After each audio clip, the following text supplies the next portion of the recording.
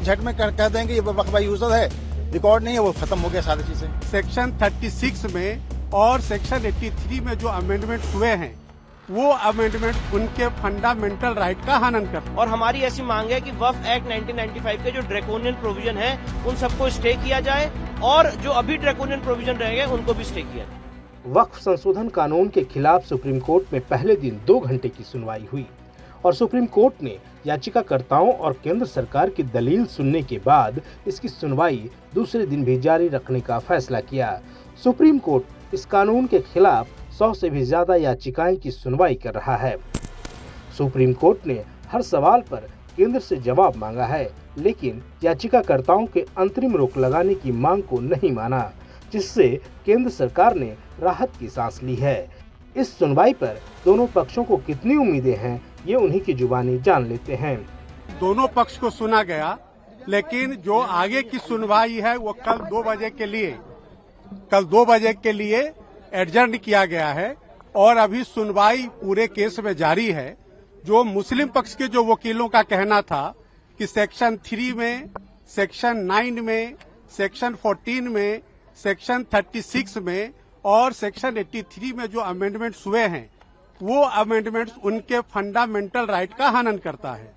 ये मुस्लिम पक्ष का दलील था कानून के हिसाब से।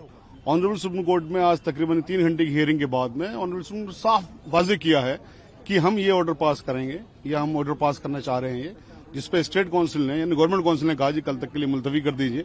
तो वो जो वहां पर बताया गया था वो ये बताया गया था ऑनरेबल सुप्रीम कोर्ट की तरफ से कि हम वक्फ बाय यूजर को रिटेन करेंगे इंटरिम, जब तक इसकी पूरी सुनवाई ना हो जाए, यानी इंटरिम ऑर्डर इस तरह का करने जा रहे हैं। दूसरी चीज क्या थी इसमें कि जो नॉन मुस्लिम को आपने इंक्लूड किया उसको भी हम स्टे करेंगे। 95 के वक्फ बोर्ड में ये था कि वक्फ बोर्ड ओपनली ये कहता है कि अगर कोई भी गैर मुस्लिम वक्फ बोर्ड को संपत्ति डोनेट कर सकता है, वो किसी भी गैर मुस्लिम से संपत्ति लेने के लिए तैयार है, पर अगर कोई भी गैर मुस्लिम वक्फ बोर्ड या ट्रिब्यूनल का हिस्सा बनता है वो उनको आपत्ति है।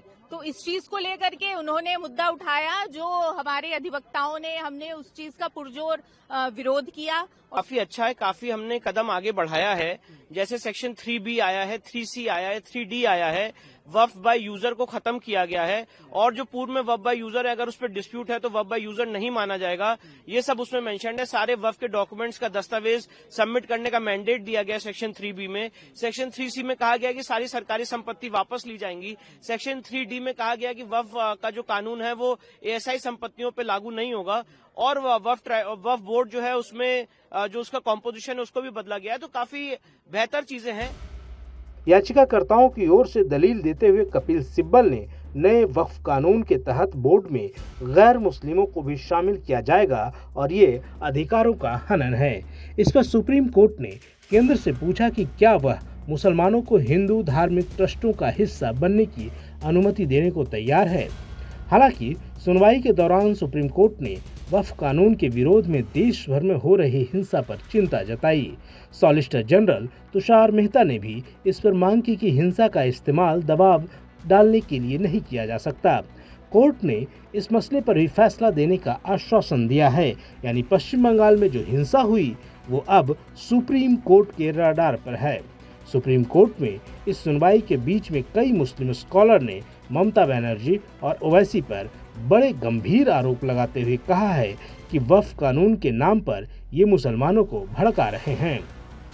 जो सरकार अपने को मुसलमानों का हितैषी कहती है, जो कहती है मैं हूं ना, मैं ये बिल लागू नहीं होने दूंगी, उस सरकार ने 150 मुसलमानों को जेल में डाल दिया। असदुद्दीन ओवैसी की चाल को कि ये चाहता क्या है देश में, खुद प्रॉपर्टी कब्जा करे बैठा है और मुसलमानों को सड़कों पे निकाल रहा है। ये जो वक्फ की लड़ाई है प्रॉपर्टीज की, ये गरीब मुस्लिम बनाम अमीर मुस्लिम की है।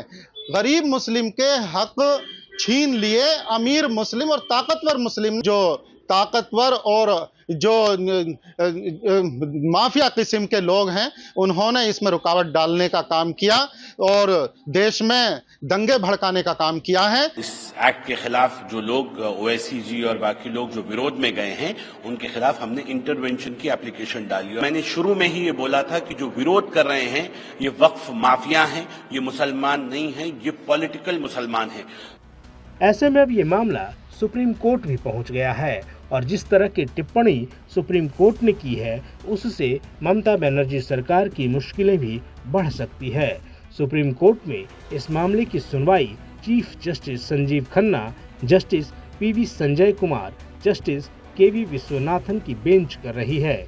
वहीं केंद्र की ओर से सॉलिसिटर जनरल तुषार मेहता मोर्चे पर हैं, तो याचिकाकर्ताओं का पक्ष कपिल सिब्बल, राजीव धवन, अभिषेक मनु सिंघवी, शिव सिंह सरीखे सीनियर वकील रख रहे हैं।